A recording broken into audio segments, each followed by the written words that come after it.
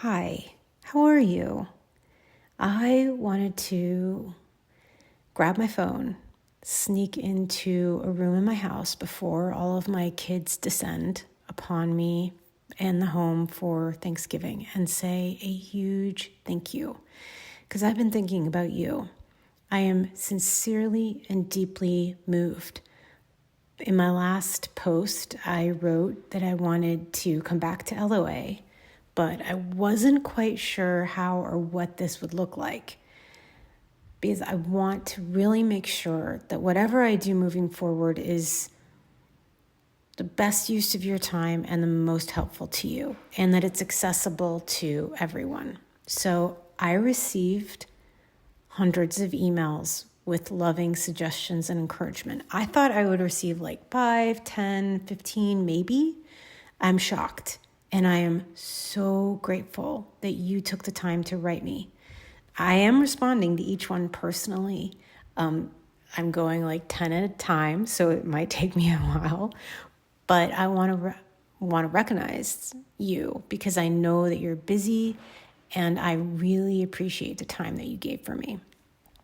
So over the last, 2.5 years, I have been going through an evolution, you guys. Not only menopause, but an evolution. And I'm really excited to share that with you.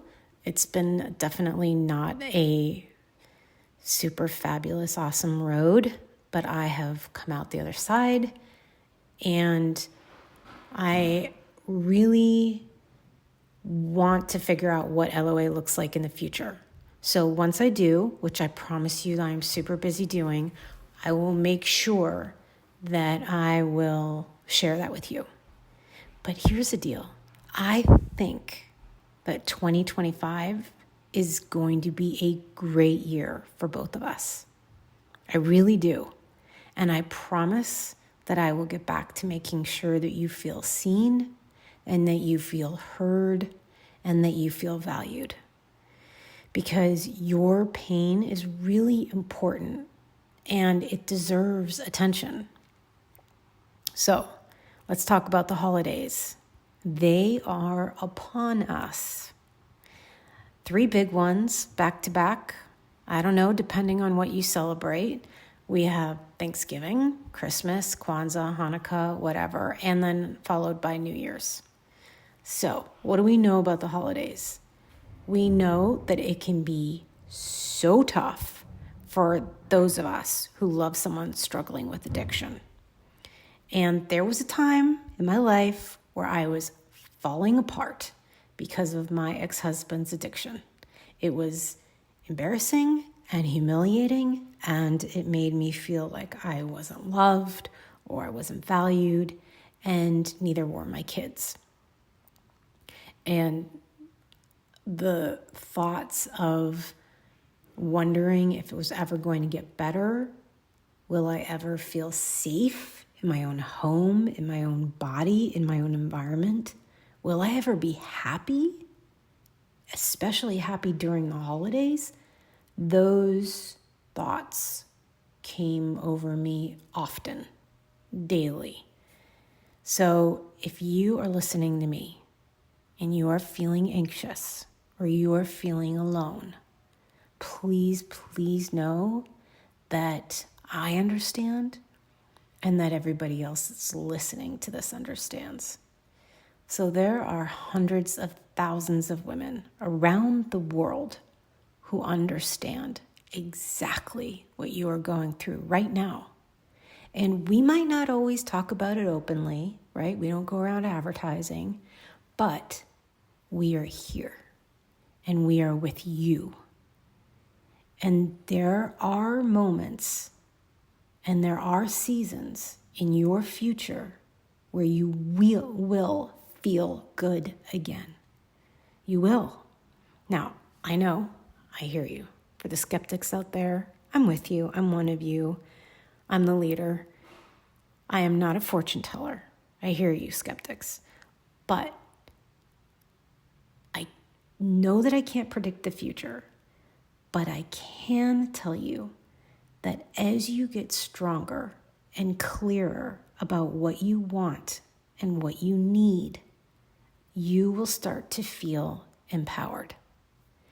When you prioritize your own feelings and desires and dreams without them being tied to your loved one's sobriety, that's when things will begin to change. When you are in a relationship with someone struggling with addiction, you feel out of control, right? We all do. Like, our present and our future are constantly shifting. But that feeling exists because we often give our power away to those we love who are struggling.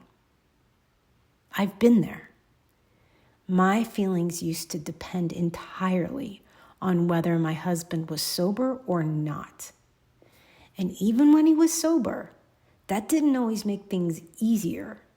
So for those of you that love someone who's choosing to get sober, and you're feeling crazy, or you're feeling, like, what's wrong with me? I don't feel any better. I'm still not trusting. I'm still not forgiving. I'm still struggling.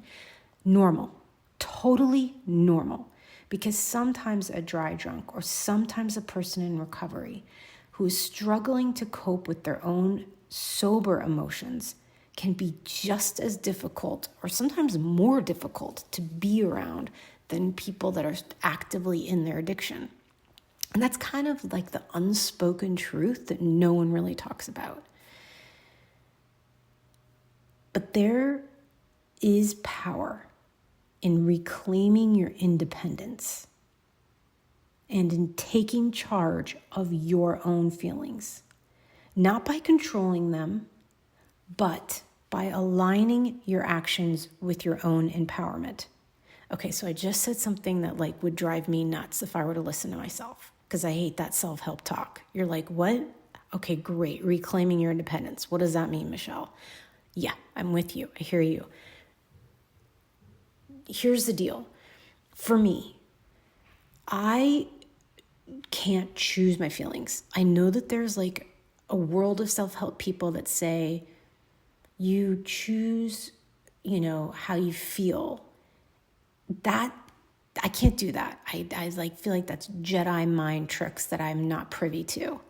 So what I have to do to reclaim my independence or to feel better is I have to take action that I know is healthy, and then the feelings of betterment follow. So if I take an action that is an independent action, then I begin to believe I'm independent. It doesn't, for me, come in reverse, if that makes sense. So let me give you an example, because I don't love self-help talk, and I also don't love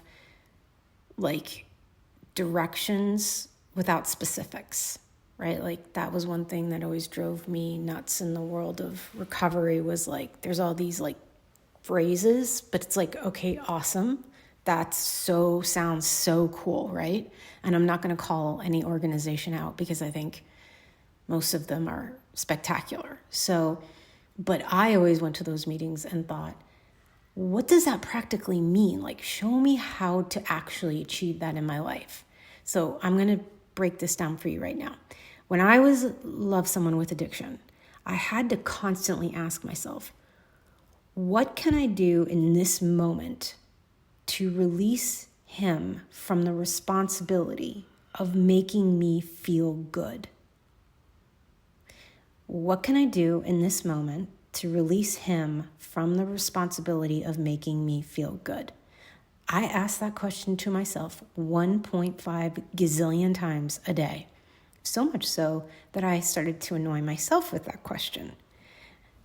But it works. So, reclaiming my independence, I found out, was so important to my healing. I had to stop waiting. I had to stop waiting for him to admit that he had a problem. Waiting for the problem to be bad enough to get help. Waiting for the, quote, help to start helping him choose sobriety. Waiting for the set of chaotic circumstances to get bad enough that we decided to get better. Waiting to be loved. Waiting to feel worthy of his attention. Waiting. Always waiting. So one night, I was waiting for him to come home from work. Literally. I had cooked one of his favorite meals, which was a beef stew, and he wasn't responding to my texts.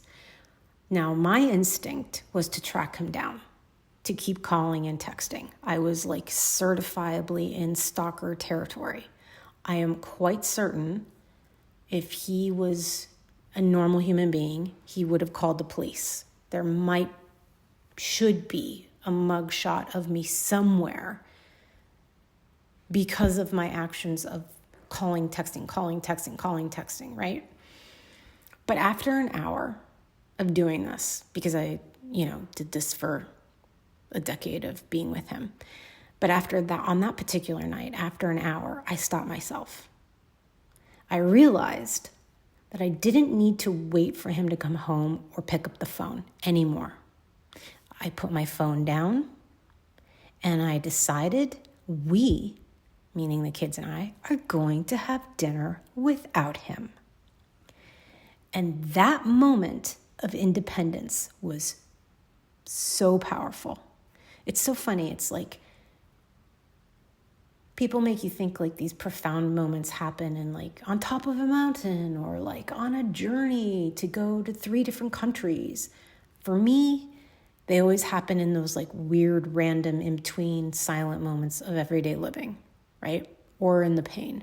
So was it easy? Like, was putting down my phone and feeling completely liberated like easy? No, of course not. No, it didn't feel amazing, but I made an independent choice. So instead of waiting and letting my whole mood depend on his actions, I took control of the moment. I was no longer going to let addiction dictate my happiness. Now, bringing it back to you. This holiday season, I want you to think about taking small steps towards independence. So here's a few practical ideas, all right? If you're going to a party or an event, if you're going to your in-laws or whatever, bring a separate set of keys or download the Uber app if you live in a city. Basically, what I'm trying to say is have an exit strategy in case things get uncomfortable. Now, you all know what uncomfortable means. Most of the world does not, but you guys get it. If they start slurring their words, if they start doing cocaine, not the drink, if they have like the extra glass of whatever, if they go excuse themselves up to the room to go look at the pornography on the computer. Basically, if you're feeling uncomfortable, grab your keys, get your phone, and leave, exit. It will make you feel good and empowered. And if you don't have to do that, you still get the reward of empowerment because you had a plan B. And that plan B involved boundaries and taking care of yourself. If boundaries are being crossed, or if someone is up to their addiction, you have a way out. And that, my friend, that is empowerment. Another step is giving yourself permission to leave the room. So if you're, let's say it's in your own house and you can't leave or whatever, you have young kids, because I know I hear that a lot.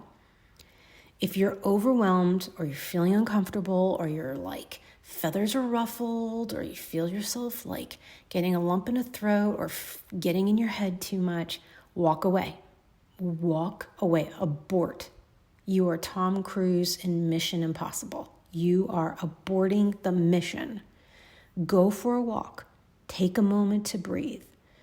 You don't have to stay in a situation that is hurting you.